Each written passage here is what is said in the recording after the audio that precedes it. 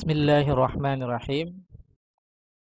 Alhamdulillah kita dapat melanjutkan kembali materi-materi terkait dengan ilmu nahu dasar. Di pertemuan sebelumnya atau di bab sebelumnya sudah kita bahas dan jelaskan terkait dengan amil nawasikh. Yang pertama yaitu kana wa akhawatuha.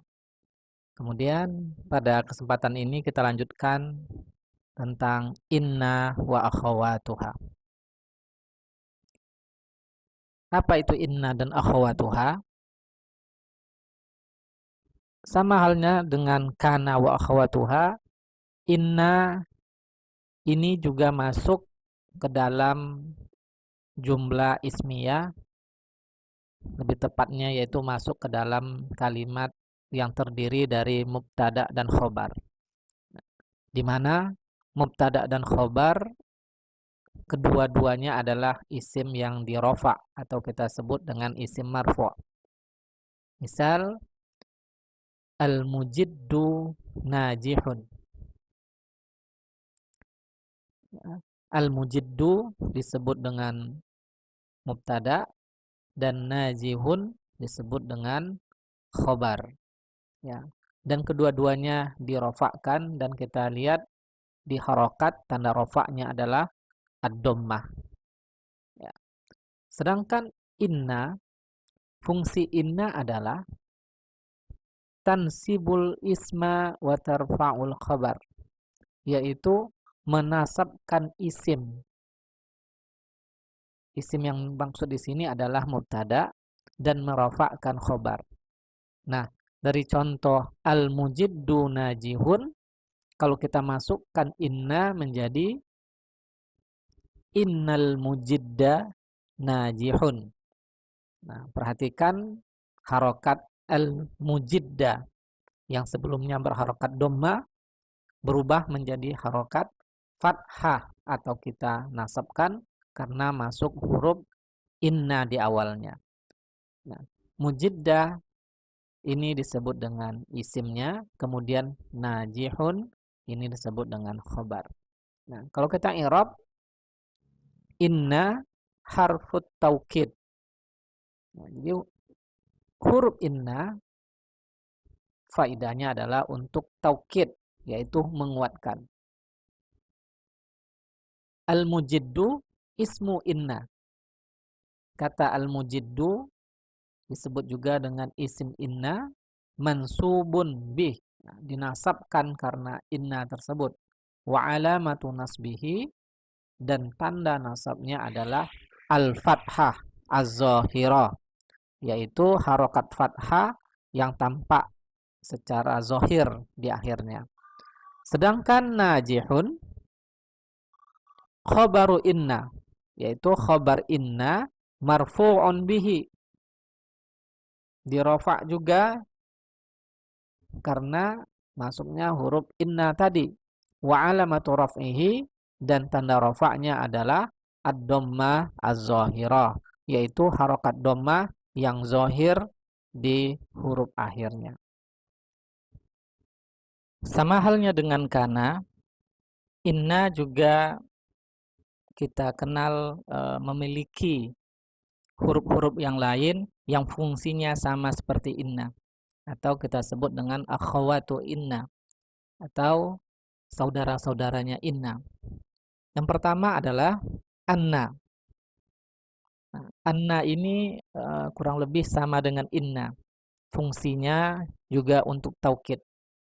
Bedanya, anna harus diawali oleh kalimat sebelumnya. Misal, yus'iduni anna taliba najihun. Saya bahagia bahwa siswa tersebut lulus, gitu ya. Nah, jadi perhatikan kata at-taliba najihun. Nah, jadi taliba kalau kita i'rab sama dengan i'rab contoh yang sebelumnya, isim mansub karena maksud anna, kemudian najihun adalah khobar anna. dan begitupun seterusnya dalam mengi'rab pada contoh-contoh yang lain. Dan yang kedua, akhawatu inna adalah ka'anna. Ka'anna ini artinya seakan-akan, nah, seolah-olah, ya, atau seperti. Fungsinya litashbih. Litashbih ini menyerupakan. Contoh, ka'annar rajula asadun. Laki-laki itu seakan-akan seperti singa. Jadi dalam sifatnya itu seperti singa. Jadi laki-laki itu diserupakan dengan singa dalam hal sifatnya, yaitu sama-sama pemberani. Yang ketiga adalah lakinna, artinya tetapi atau akan tetapi. Fungsinya lil istidrak. Istidrak ini kurang lebih untuk menyangkal hal yang sebelumnya. Jadi sebelum lakinna harus juga diawali oleh kalimat yang lain. Misal, Muhammadun syuja'un, lakinna sadiqahu jabbanun. Muhammad itu seorang yang pemberani, lakinna akan tetapi sadiqahu temannya seorang penakut. Nah, perhatikan sadiqahu. Sadiqahu ini adalah sebagai isim lakinna dan jabbanun adalah khobar lakinna. Kemudian yang keempat, la'alla. La'alla ini semoga, ya. Fungsinya lirroja. Roja ini harapan. Contoh, la'allal amra sahlun. Ya. Mudah-mudahan atau semoga urusan ini menjadi mudah. Perhatikan amro juga menjadi isim la'alla, sedangkan sahlun adalah khobar la'alla. Dan yang terakhir adalah laita. Laita ini seandainya. Fungsinya itu untuk tamanni. Tamanni ini sesuatu harapan yang kecil kemungkinan terjadi. Atau bisa juga untuk angan-angan lah.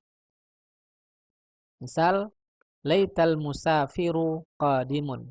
Seandainya musafir itu datang. Nah, ini kemungkinan datangnya itu sangat kecil sekali.